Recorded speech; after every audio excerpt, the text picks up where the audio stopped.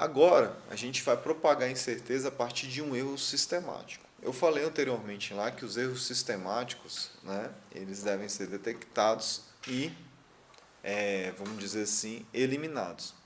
Porém, gente, tem alguns pontos, né, que são trabalhados na química, por exemplo, a massa atômica, que ela tem um erro sistemático embutido. E a gente não consegue, né, eliminá-la. A gente consegue até diminuí-la, mas não eliminá-la. Por quê? Depende do que a gente do que está sendo usado para produzir esse resultado. Então vocês vão ver, vão entender melhor o que seria esse erro sistemático aí, principalmente em relação à massa atômica. Para a maioria dos elementos que tem mais de um isótopo, a incerteza, certo? Ela não é principalmente derivada do erro aleatório na massa ou na medida da massa atômica, mas sim predominantemente derivada da variação isotópica em diferentes materiais. O que está sendo dito aqui? Para a gente calcular a massa atômica de um elemento químico, certo? A gente não pega um só a amostra para medir isso e extrapola para todas as amostras. Quando a gente tem um elemento químico, ele pode ter o que? Dependendo da amostra, quantidades de isótopos diferentes, certo? E aí, se você tem quantidade de isótopos diferentes em determinada amostra, o que vai acontecer? A gente calcula a massa atômica de um átomo a partir da sua abundância. A sua massa, certo? Considerando a abundância e fazemos uma média disso. Tá? Se a gente tem quantidade de isótopos diferentes em matrizes diferentes, por exemplo, no ar, no solo ou na água, tá? A gente vai ter um erro sistemático aí, dependendo da metodologia que é utilizada. Então, hoje, se utiliza o quê? De várias matrizes diferentes e faz essa média. Essa média ela pode variar um pouco conforme os anos, dependendo da técnica que está sendo usada e com o desenvolvimento da tecnologia. Então, por isso que na medição de massa atômica se tem um erro sistemático embutido, que não consegue ser eliminado.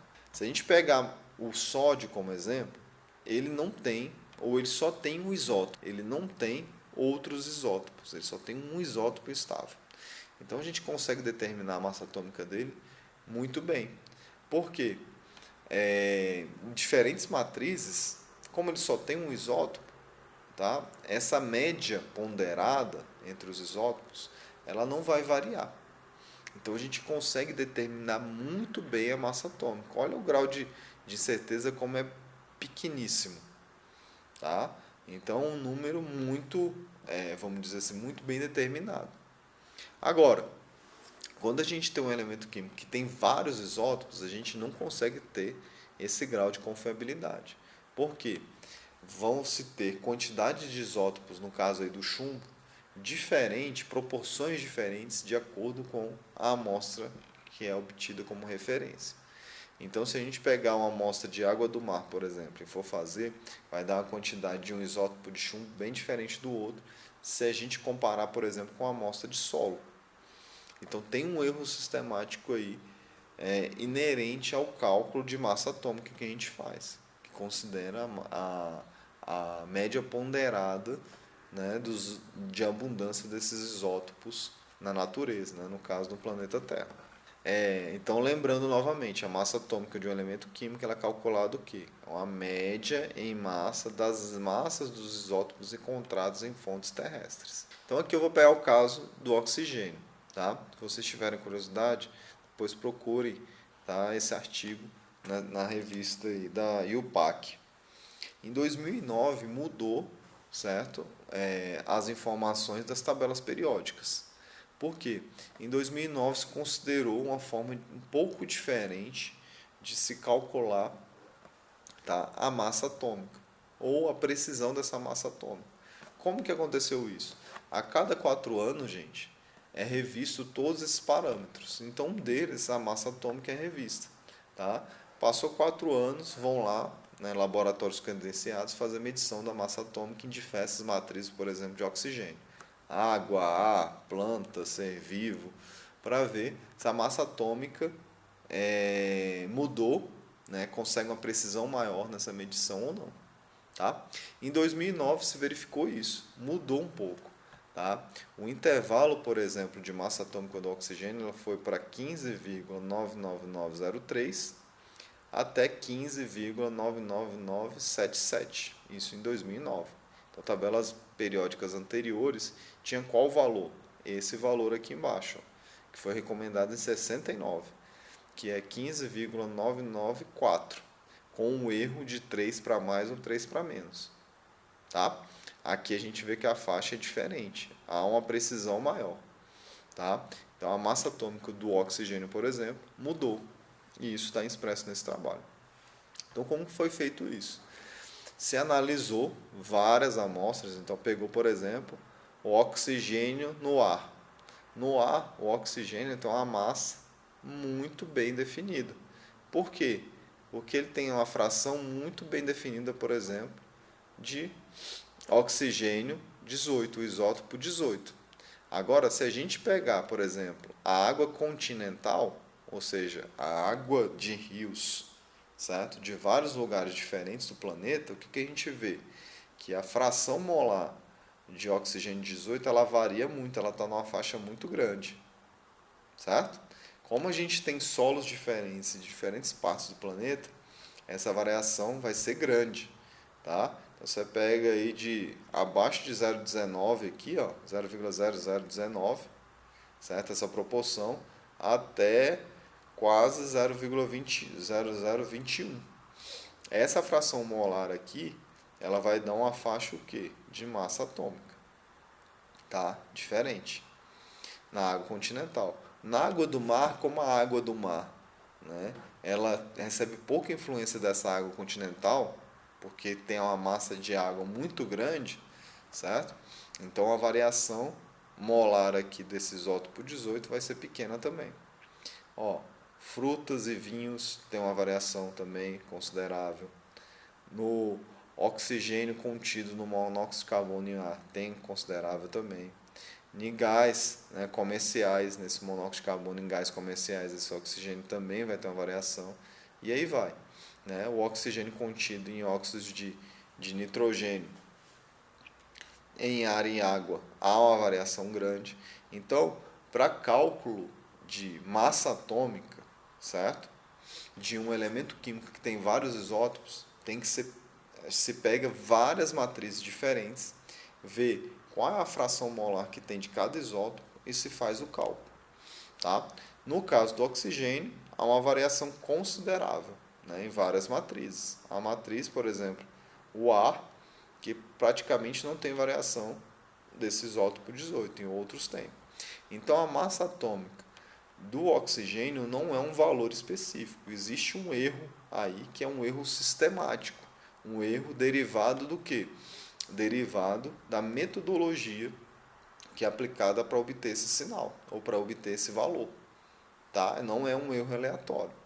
Então, o padrão de massa atômica do oxigênio em 2009 ele aumentou um pouquinho em relação à faixa que se tinha anteriormente. Tá? Se a gente for ver aqui, principalmente essa água continental aqui, né? Esse método aqui, SLAP, né, possivelmente ampliou essa faixa de oxigênio que tinha em relação ao método experimental que se fez anteriormente. Tá?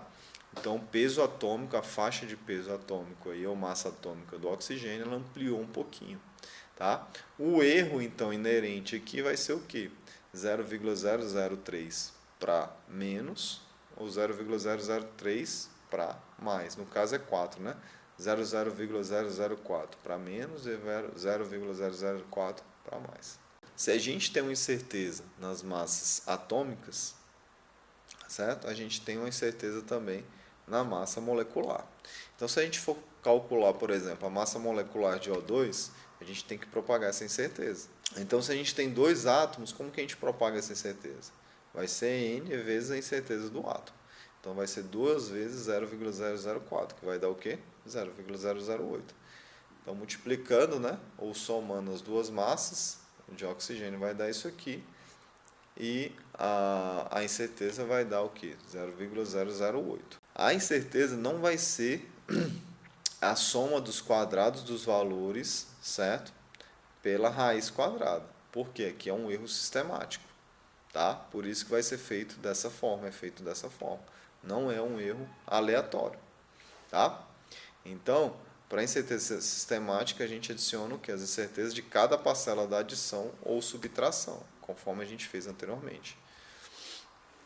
E agora, se a gente calcular a massa molecular, certo?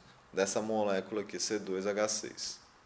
A gente tem a massa atômica do carbono, que tem uma incerteza, tá? E aqui vocês vão verificar, professor, por que é 0,10? 0,0010?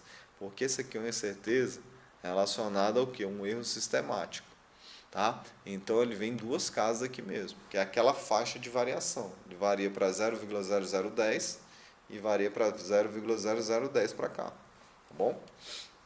A mesma coisa aqui do hidrogênio, vai ter duas casas nesse erro, tá bom? E aí a gente vai ter o que? Multiplicamos, certo? Esse valor e esse, aí a gente vai obter esse erro e multiplicamos aqui também, certo? E agora, porque para obter, né, a massa molecular disso aqui, o que a gente tem que fazer? A gente vai somar, né? A soma aqui dá esse valor, 28,05312. E aqui, como que vai ser? Como a gente está trabalhando com essa incerteza da soma, a gente vai aplicar o erro aleatório. Por que nesse caso a gente aplica o erro aleatório? Porque essas incertezas aqui são de massas, certo? Atômicas que são calculadas independentemente uma da outra. Para obter esse erro aqui sistemático, certo? No carbono foi feita a análise de matrizes X. No hidrogênio foi feito de matrizes Y. Então obteve esse erro. Só que quando a gente vai propagar essas incertezas que são provenientes de fontes diferentes ou independentes, são produzidas de forma independente, a gente tem que utilizar o cálculo conforme o erro aleatório, certo? Somente aqui nessa segunda etapa. Na primeira não, foi essa multiplicação. Mas para propagar uma com a outra, aí a gente tem que usar aquele erro, né, aquela forma de calcular do erro aleatório, que é essa forma aqui. E aí a gente obtém o valor final, que é esse aqui, arredondando, vai ser o quê? 0,074, né, fazendo a incerteza relativa, e aí a gente obtém esse valor. Se a gente for arredondar, a gente vai ter que desconsiderar o quê? Alguns valores aqui, né, no caso aqui 0,002, certo? Esse 1 vai cair, esse 4 vai cair aqui também. Né? Se esse 1 cair, a gente vai ter que ir até a terceira casa, que no caso é 28,053, certo? Respeitando a última casa da incerteza. E aqui, percentualmente também, ó, terceira casa da incerteza, a gente tem que arredondar, esse 4 sai. Isso é o que eu tinha que falar sobre a questão dos erros, tá? A próxima aula a gente já vai tratar a questão da estatística, tá, envolvida nos cálculos analíticos. Eu não sei se deu para perceber, mas a gente falou muito mais de estatística e matemática do que propriamente química, tá bom? Até mais.